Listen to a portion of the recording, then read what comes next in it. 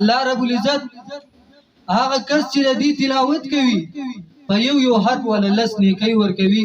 محترمو نبی کریم صلی الله علیه وسلم فرمای من قرأ حرفا من کتاب الله فله به حسنه. چا چې یو حرف د کتاب الله ولستلو الله رب العزت به ول په دې باندې نیکی ورکی والحسنه بعشر امثالها. محترمو نبی کریم صلی الله علیه وسلم فرمای د الله رب العزت په دربار کې یو نیکی فلس چند باندې قبليږي. ځکه الله رب العزت فرمای من جاء بالحسنه فله عشر امثالها. چا چې په نیکی سره راتګ کو الله رب العزت په فلس چند باندې اغله دغه نیکی ورکی. محترم بیا نبی کریم صلی الله علیه وسلم فرمای لا اقول الف لام میم حرف ولكن الف حرف ولام حرف ومیم حرف. نبی کریم صلی الله علیه وسلم فرمای زتا استاد سنوایم چې الف لام میم یو حرف ده بلکې الف جدا حرف ده لام جدا حرف ده میم جدا حرف ده. سوق چې دا مجموعه الف لام میم وای الله رب العزت به د په عمل نامه کې 13 نیکی وي.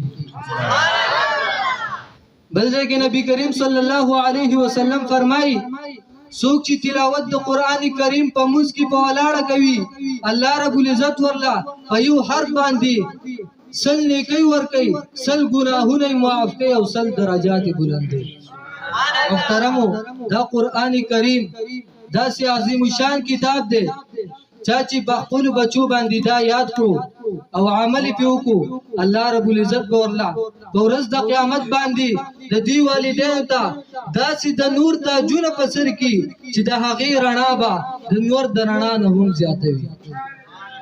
محترمو دا داسې عظیم شان کتاب دی چې دا د قبر د عذاب نه د نجات ذریعہ ده. امام رازی په تفسیر کبیر کې یو واقعا ذکر کوي. حضرت عیسی علیه السلام یو سفر کولو په لار کې ورته یو قبر راغی چې باغې باندې عذاب صاحب قبر والا باندې عذاب پرشتي ورته راغلي وي. کله چې حضرت عیسی علیه السلام تیر شو واپس یو سورج پس راځي چې ګوري د قبر نه عذاب ختم شوی دی د رحمت پرشتي راغلي دي. عیسی علیه السلام الله رب العزت ته دعا کوي عرض کوي چې یا الله زه چې د دې طرف یو سورج وړاندې تیرېدم په دې صاحب قبر باندې عذاب اوس چې واپس رالم د دنه عذاب ختم شوی دی دا سوجه کې شي.